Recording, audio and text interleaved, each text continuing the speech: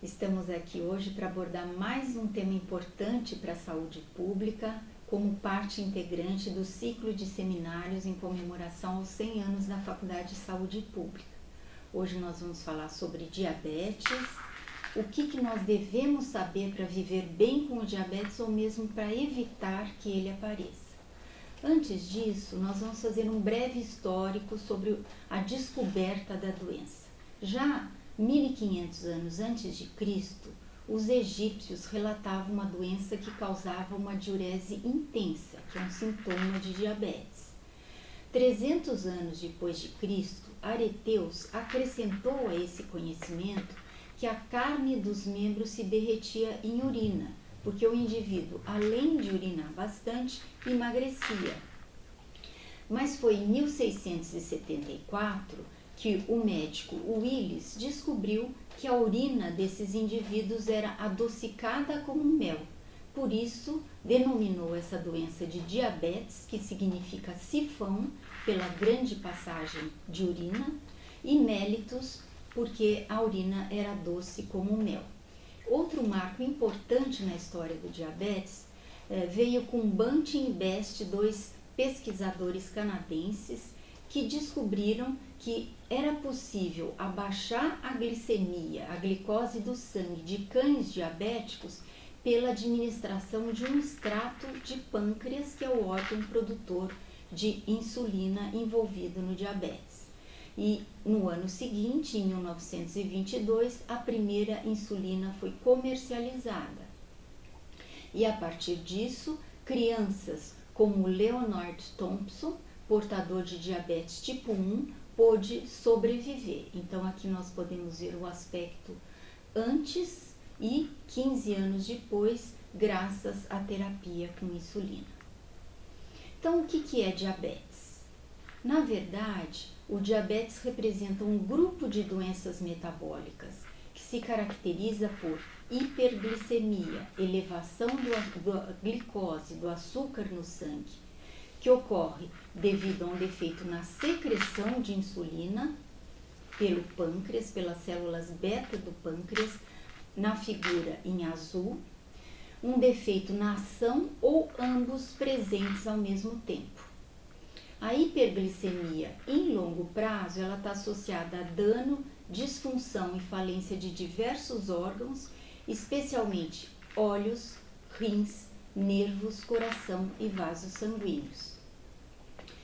Os principais tipos de diabetes estão aqui mostrados. O diabetes tipo 1, no qual ocorre uma destruição completa das células beta produtoras de insulina, levando a uma deficiência absoluta na produção desse hormônio.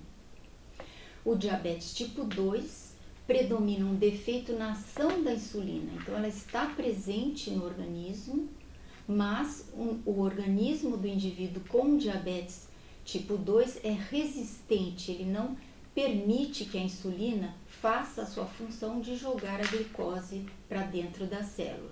E com o evoluir dessa doença também ocorre uma deficiência na produção de insulina. E um outro tipo distinto é o diabetes gestacional, que é aquele que aparece durante a gravidez apenas e que após o parto precisa ser reclassificado porque geralmente ele desaparece, e outros tipos raros.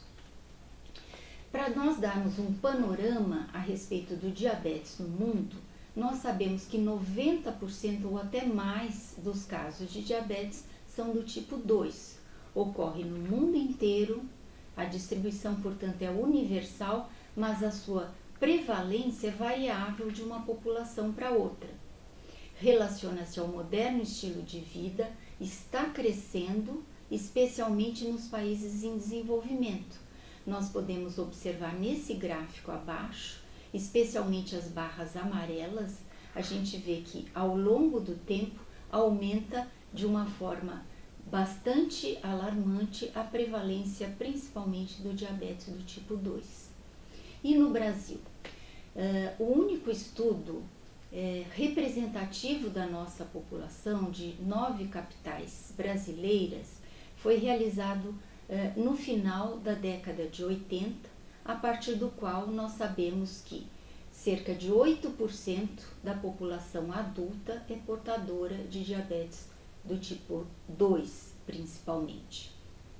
Esse quadro é antigo, mas uma outra lição importante desse censo de diabetes está mostrado aqui nesse gráfico à direita, que mostra que cerca de 50% da metade dos indivíduos identificados como diabéticos nesse estudo desconheciam, não sabiam ser portadores da doença, o que significa diagnóstico tardio, e diagnóstico tardio significa complicações crônicas da doença. Mais recentemente, nós temos outros dados a respeito de diabetes no nosso meio. Por exemplo, esse gráfico nos mostra linhas azul e vermelha que o diabetes afeta igualmente ambos os sexos e que na linha horizontal nós percebemos que à medida que a pessoa envelhece, aumenta a prevalência de diabetes. Outro estudo importante conduzido por pesquisadores da nossa casa, sob a liderança do professor Carlos Monteiro, nos mostra que neste século, no século XXI, tem havido um aumento progressivo tanto em homens e em mulheres na prevalência de diabetes, o que é bastante preocupante. E por que isso está ocorrendo? Em grande parte decorre do aumento também da obesidade, que é o maior e um crescente problema de saúde pública em todo o mundo, decorrente do moderno estilo de vida, que é caracterizado pelo sedentarismo e urbanização e industrialização, que faz com que a nossa alimentação seja inadequada. Além da obesidade, o diabetes tipo 2 também tem aumentado porque as pessoas estão vivendo mais, a esperança de vida das populações está aumentando. E ainda, os avanços terapêuticos, o tratamento do diabetes melhorou. Portanto, existe a maior sobrevida de indivíduos com diabetes na atualidade. Só para a gente reforçar a importância do ganho de peso para o risco de diabetes, eu trouxe esse estudo das enfermeiras, conduzido nos Estados Unidos, para mostrar para vocês a importância do ganho de peso. Na lateral, nós podemos ver pelo IMC que à medida que aumenta o IMC de 22, que é um IMC ideal, para níveis próximos de 30, aumenta o risco de diabetes. E se essas enfermeiras dos 18 aos 32 anos, à medida que elas ganham mais peso aqui na horizontal, no amarelo, a gente vê que independente do IMC aos 18 anos, aumenta o risco de desenvolver diabetes ao longo do tempo. Mas é importante também como essa gordura, essa adiposidade se distribui no nosso organismo. Aqui nós podemos ver ter 3 níveis de obesidade. Aliás, em vermelho o indivíduo não obeso, amarelo o obeso moderado, em verde um obeso grave. E na horizontal nós podemos ver o aumento da razão cintura-quadril, ou seja, aumento da concentração de gordura na região abdominal, na região da cintura. Então, independente do nível de obesidade que esse indivíduo apresenta, se essa gordura estiver centralizada na região da cintura, aumenta a prevalência de diabetes. Então, concluindo, a obesidade central ou a obesidade abdominal, ela é indicativa de acúmulo de gordura visceral entre as nossas vísceras do abdômen, que faz com que a gente desenvolva a resistência à insulina, que nós podemos definir como uma diminuição da captação de glicose pelas nossas células, que é o nosso combustível, na presença do estímulo da insulina. Quando a gente fala em fatores dietéticos que aumentam o risco de diabetes, o mais importante deles se refere às gorduras dietéticas. Nesse estudo de profissionais da saúde, nós podemos comprovar isto. Na horizontal, à medida que nós aumentamos o consumo de gordura total, aumenta o risco relativo do indivíduo desenvolver diabetes. Se isso é verdade, esses pesquisadores, estudando mulheres, testaram duas intervenções, uma intervenção padrão e uma intervenção com restrição no consumo de gorduras. O que se esperaria é que aquela dieta restrita em gordura diminuiria ao longo do tempo, ao longo dos 9 anos desse estudo, o risco dessas mulheres desenvolverem diabetes. E para decepção desses pesquisadores, nós podemos ver que a linha cheia, que é da intervenção com dieta pobre em gordura, e a linha pontilhada, uma dieta padrão, não houve diferença significativa entre isso. A dieta pobre em gordura nessas mulheres não reduziu o risco de diabetes. O que houve, sim, foi uma tendência à associação de um menor consumo de gordura e perda de peso. E parece que a perda de peso, sim, é o preditor dominante. Posteriormente, já nesse século, nós tivemos mais uma lição em relação à ingestão de gorduras. Esse estudo, bastante importante, comparou uma dieta mediterrânea, que nós sabemos que é rica em azeite de oliva, é rica em nozes, portanto não é uma dieta hipogordurosa como a anterior. Essa intervenção analisou o comportamento dos indivíduos que receberam a dieta mediterrânea em comparação com uma dieta controle. E quem recebeu a dieta mediterrânea, essas pessoas ficaram mais livres do diabetes comparado à dieta controle. Então, a lição que esse estudo nos traz é que não é que nós devemos restringir gorduras em geral, nós devemos nos atentar para o tipo de gordura que nós consumimos. E esse estudo mostrou que deve ser principalmente às custas das gorduras insaturadas, mono e poliinsaturadas. Como é que a gente diagnostica diabetes? Em 3 condições. Quando o indivíduo tem sintomas sugestivos, ou seja, ele ingere muito, tem muita fome, bebe muita água, urina demais e mesmo assim tem emagrecimento. Isso acompanhado de uma glicemia a qualquer hora do dia maior do que 200 miligramas por decilitro. Ou se não, se o indivíduo fez um jejum adequado de 8 horas pelo menos e a sua glicemia em jejum está igual ou acima de 126. Ou se não, se ele foi submetido a um teste oral de tolerância à glicose 2 horas após ingerir 75 gramas de glicose, a glicemia dele esteve acima de 200 miligramas por decilitro, tá? Então, na ausência de uma descompensação aguda, na ausência desses sintomas, é importante que esses critérios sejam reconfirmados numa segunda ocasião. Quais são as categorias de tolerância à glicose conhecidas? Então, o indivíduo ele é chamado de normal se em jejum ele tiver uma glicemia de 2 dígitos, menor que 100, e de 2 horas, se ele tiver sido submetido ao teste oral de tolerância à glicose, menor do que 140. Ele vai ser classificado como diabético se ele tiver um jejum acima de 126 ou 2 horas acima de 200. E vocês percebem aqui que fica uma situação intermediária em que o jejum não é menor que 100 e não é maior que 126 e a de 2 horas não é menor que 140 e não é maior do que 200. Essa condição intermediária nós chamamos de pré-diabetes, que é importante de ser diagnosticada porque esse indivíduo que é pré-diabético tem um alto risco de em poucos anos se tornar diabético.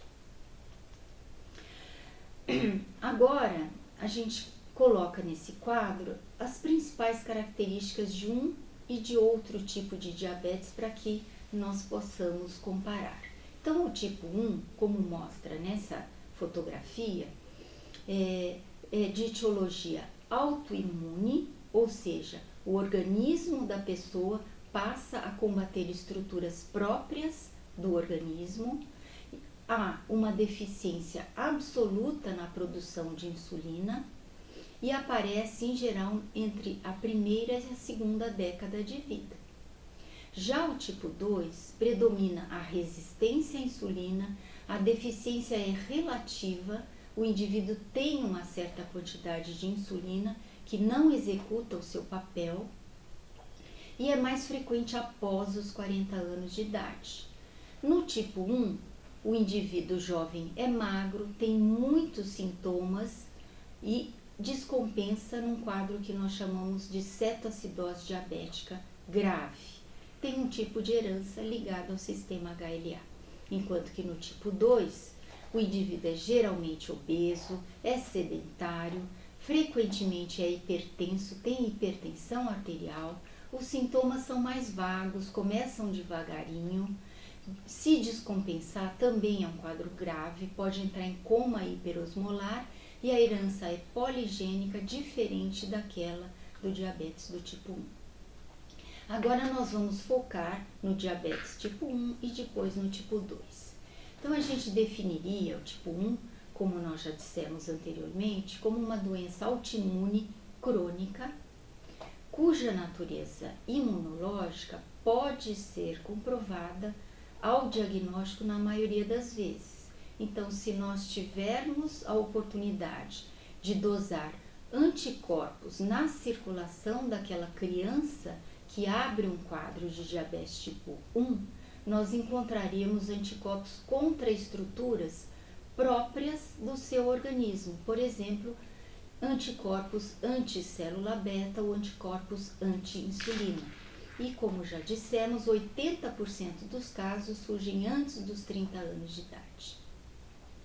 Participam da gênese do diabetes tipo 1 fatores genéticos. Então, a criança, o jovem, precisa ter fatores genéticos que o predisponham a desenvolver a doença, precisa ter fatores ambientais que precipitam a reação autoimune nesse organismo. Já se identificou alguns componentes virais, agentes químicos, constituintes da dieta que podem fazer esse papel. E ainda precisa de fatores imunológicos que vão perpetuar, que vão fazer com que esta agressão às células beta entre num círculo vicioso e que terminem por destruir a totalidade da população de células beta, passando essa pessoa a ficar dependente de insulina exógena para sua sobrevivência. E no diabetes tipo 2, ele antigamente era chamado de diabetes não dependente de insulina, ou diabetes da maturidade. Esses termos estão em desuso, uma vez que nós sabemos que com o evoluir da doença, mesmo o diabético tipo 2 pode vir a necessitar de insulina para o seu controle. Ele é precedido por aquele estado de pré-diabetes, é multicausal, não tem nada a ver com resposta autoimune, mas há componente genético e ambiental, principalmente aqueles determinantes de obesidade, que é o seu principal fator de risco. Como é que é o quadro clínico típico do diabetes tipo 2? É o indivíduo que tem mais de 40 anos, com excesso de peso, como mostra nesta fotografia, e com quadros de poliúria, noctúria, que é levantar à noite para urinar, polidípsia, como já foi dito, muita sede, polifagia, muita fome. Não raramente o indivíduo tem sintomas de complicações crônicas do diabetes já na abertura do quadro, como por exemplo dor ou dormência em bota, ou seja, nos pés, em luva, nas mãos, já tem algum distúrbio de acuidade visual ou mesmo pode abrir o quadro com infarto agudo do miocárdio. E frequentemente o indivíduo tem outras comorbidades. O diabetes, portanto, integra aquilo que nós chamamos de síndrome metabólica. O diabetes tipo 2, ele não vem sozinho, em geral ele vem acompanhado de hipertensão, de dislipidemia, além da obesidade. Como que este fator ambiental, dieta rica em gordura, pode gerar a síndrome metabólica? Uma dieta rica em gordura, hoje em dia nós sabemos que vai causar uma alteração da nossa microbiota intestinal.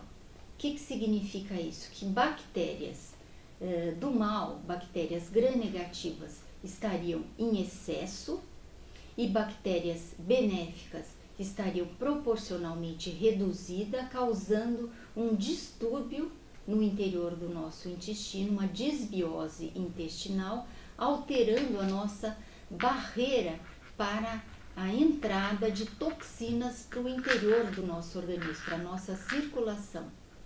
Então, uma dieta rica em gordura saturada predisporia ao que a gente chama de endotoxemia metabólica, aumento de produtos tóxicos na nossa circulação, que geraria um estado de inflamação subclínica sistêmica e crônica, que nós sabemos que isso induz o quadro de resistência à insulina, que é a base não só para o diabetes tipo 2, mas para as outras anormalidades que compõem a síndrome metabólica.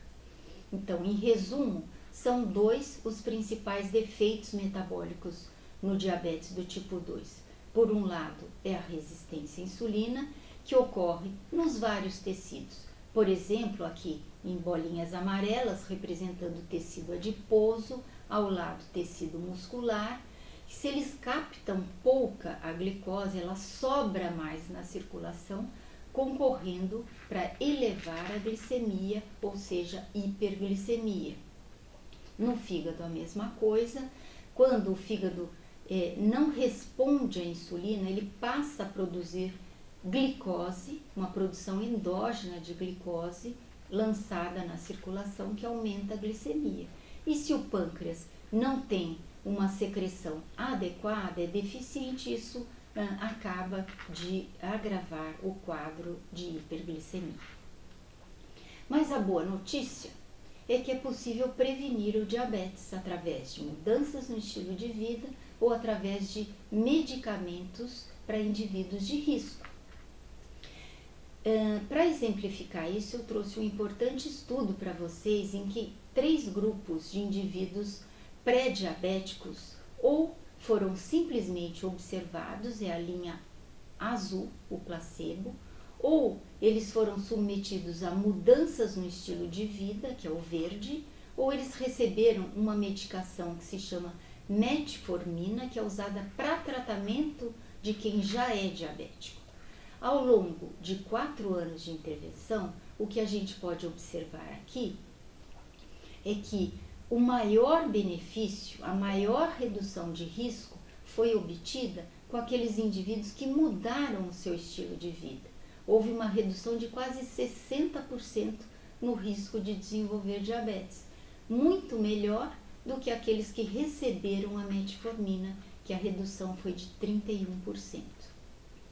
Ou seja, essas medidas de prevenção servem também para controlar os indivíduos que já são diabéticos. Então, mudanças no estilo de vida, que inclui atividade física regular, hábitos alimentares saudáveis para ter um peso saudável, além de reduzir estresse e abolir o fumo. E se o indivíduo já tiver outros fatores de risco, eles devem ser tratados. Quando a gente muda o estilo de vida, a gente reduz aquele estado de resistência à insulina, reduz o estado pró-inflamatório e pró-trombótico e melhora todas essas condições. Então, em suma, vamos corrigir esse desbalanço entre a atividade física e aporte energético que frequentemente ocorre nas nossas vidas.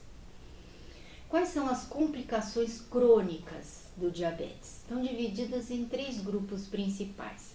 Microangiopatia, acometimento de vasos de pequeno calibre, micro.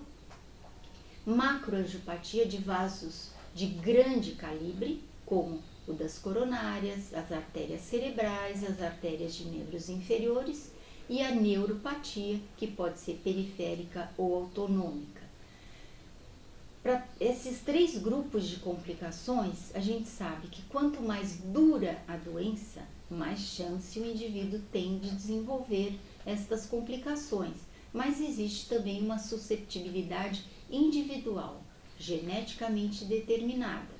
O fator metabólico, sem dúvida, é importante. Quanto maior a glicemia, maior o risco.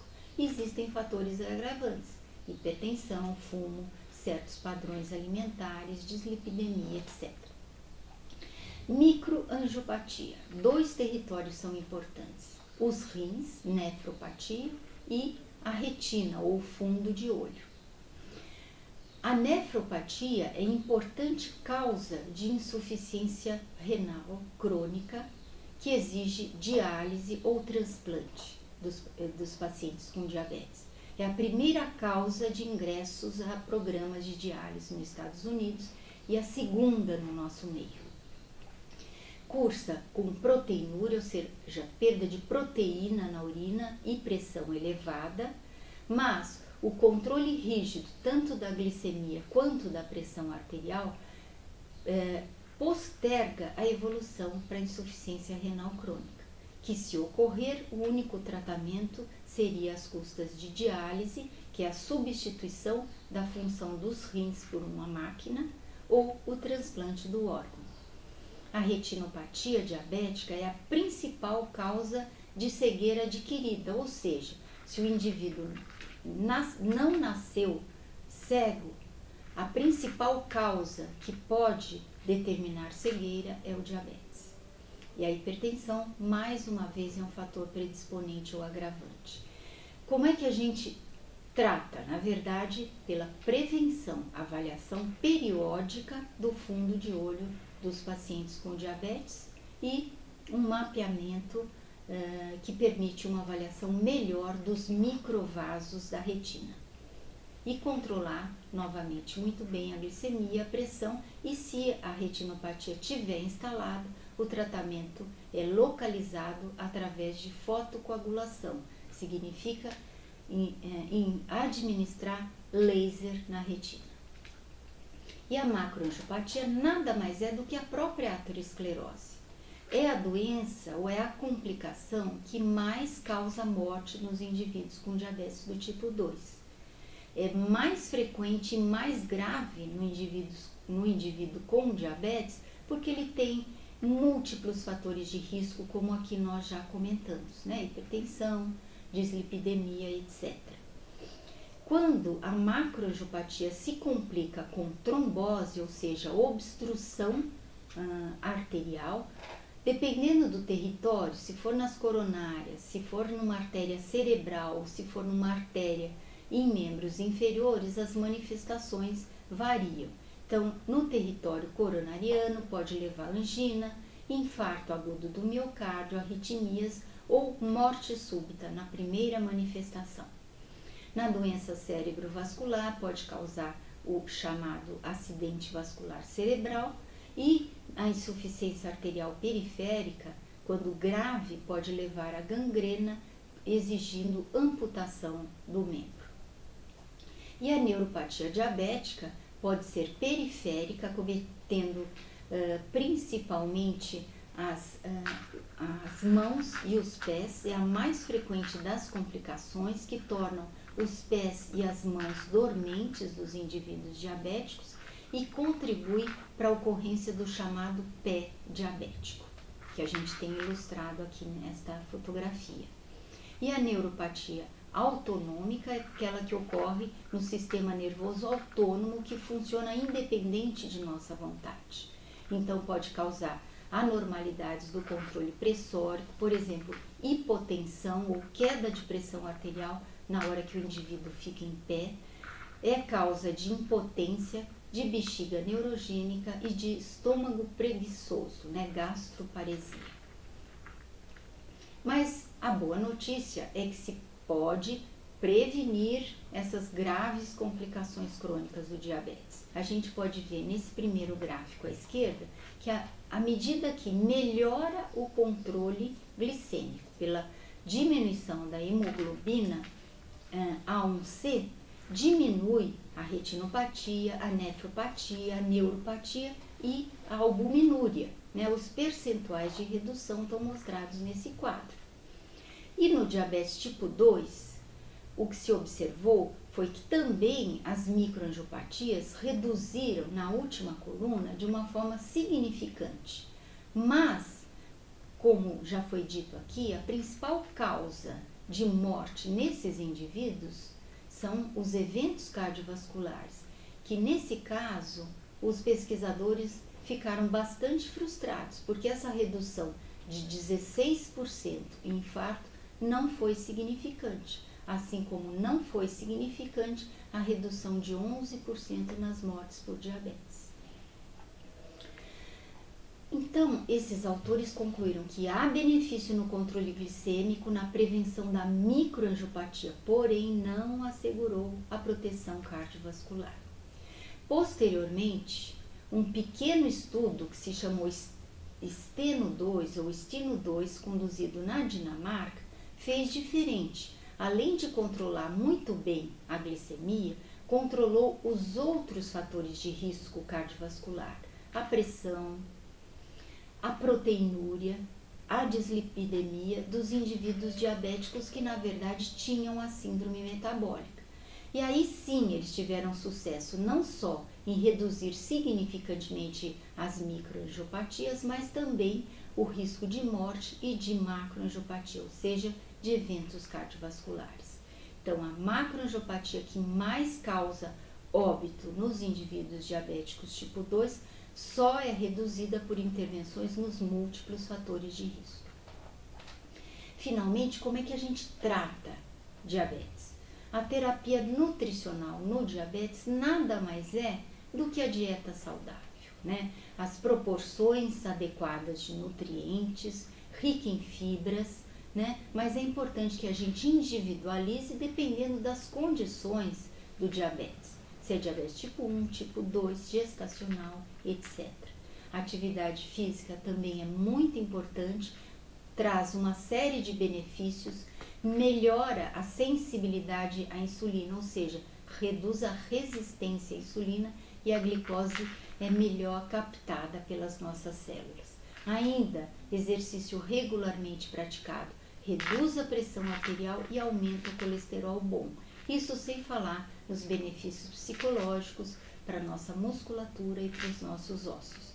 Mas é importante, saber que também pode trazer efeitos adversos, principalmente nos indivíduos que estão em uso de medicamentos. A glicemia pode abaixar demais, se o exercício for intenso demais, pode desencadear eventos cardiovasculares. Por isso que é importante haver uma avaliação prévia das condições cardiovasculares do indivíduo. O tratamento, ele difere para um ou outro tipo de diabetes? Sim, o diabetes tipo 1 só pode ser tratado com insulina, porque ele deixou de produzir integralmente esse hormônio, e o diabetes tipo 2, numa fase mais precoce, a gente pode usar agentes antidiabéticos orais, posteriormente pode necessitar de insulina, além de usar uma série de outros medicamentos para controle da síndrome metabólica. Aqui eu só trouxe para vocês esse slide para mostrar que são inúmeros os agentes farmacológicos para controle do diabetes por via oral. E esses medicamentos, gliptinas, acarbose, metformina, glitazona, sulfonilureias ou as gliflosinas, podem ser alguns combinados para atuar em diferentes territórios para ter um efeito melhor. E muitas vezes, mesmo a combinação não é capaz de controlar adequadamente a glicemia no diabetes do tipo 2. A insulina, então usada em ambos os tipos de diabetes, varia as formulações de acordo com o tempo de ação, desde uma ação ultra lenta até uma ação ultra rápida, podem ser usadas em combinação e podem ser A insulina pode ser administrada por diferentes meios: a tradicional seringa e agulha, por canetas, pela bomba de insulina ou, mais recentemente, ainda não está em uso comercial, mas a insulina inalatória. E para finalizar, eu não poderia deixar de chamar a atenção da importância da educação em diabetes. Mudança comportamental traz benefícios metabólicos comprovadamente, mas é muito difícil aderir, o paciente aderir a essas mudanças comportamentais. Mudar o seu estilo de vida é bastante complicado. Por isso, a multiplicidade de ações para controle e para tratamento requer um atendimento que é multiprofissional e interdisciplinar. Então, médicos, nutricionistas, educador físico, psicólogo precisam trabalhar em conjuntos para que a gente tenha um melhor prognóstico no tratamento de indivíduos com diabetes. E já está provado que isso vale a pena porque tem um potencial para prevenir complicações crônicas.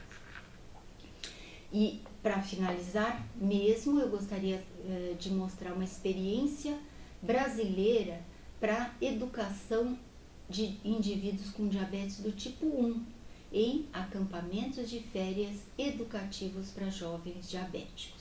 É uma experiência que a gente acumula já desde 1980, que tem por objetivo promover a educação a jovens com diabetes num ambiente de lazer mediante o convívio com uma equipe multiprofissional de saúde.